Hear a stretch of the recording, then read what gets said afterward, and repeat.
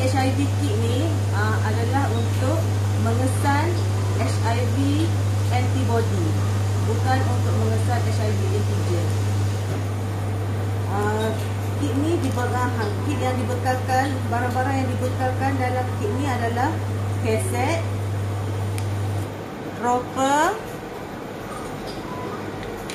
alcohol pad,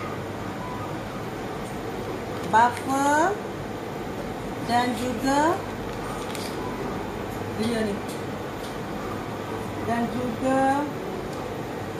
lancet.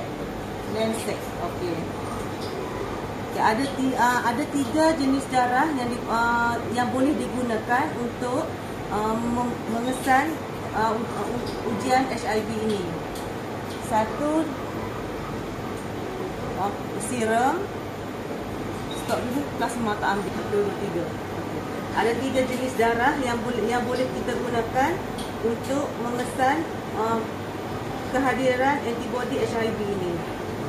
1 serum, penggunaan serum. 2 plasma. 3 darah melalui cucukan terus. Okey, mula-mula saya akan tunjukkan penggunaan dengan menggunakan serum dan plasma. Cara pengguna dia adalah sama. Cara gunanya,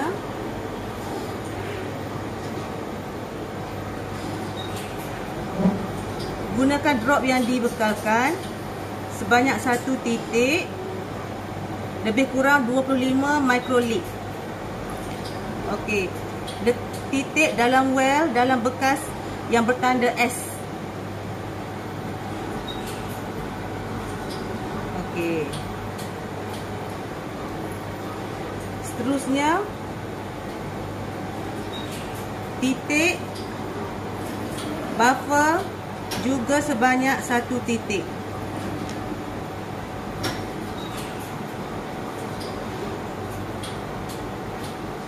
Biarkan kaset ini 10 hingga 20 minit. Bacaan yang boleh diambil selepas 10 minit dan bacaan yang selepas 20 minit dikira invalid. Okay. Setelah 10 hingga 20 minit ujian, dengan menggunakan timer sebaiknya perhatikan keputusan, baca keputusan. Okey. Stop. Jika keputusan positif, kit akan menunjukkan keputusan bacaan double line. Okey. Jika bacaan negatif, kit akan menunjukkan bacaan satu line pada simbol C. C menunjukkan kontrol. T menandakan test. S adalah sampel, tempat kita titik tadi. Sekiranya garisan terhasil pada simbol T tanpa ada garisan di simbol C, keputusan menunjukkan bacaan invalid. Anda wajib mengulangi semula ujian dengan menggunakan kaedah yang sama seperti yang telah ditunjukkan tadi. Anda wajib mengulangi semula ujian dengan menggunakan kaedah yang sama seperti yang ditunjukkan tadi dengan menggunakan kit yang baru. Manakala teknik fingerprint pula, sedut darah dengan menggunakan dropper, titiskan di ruang S sebanyak 2 titik dan ditambah dan dicampurkan dengan 2 titik buffer. Ini buffer. Biarkan selama 10 hingga 20 minit.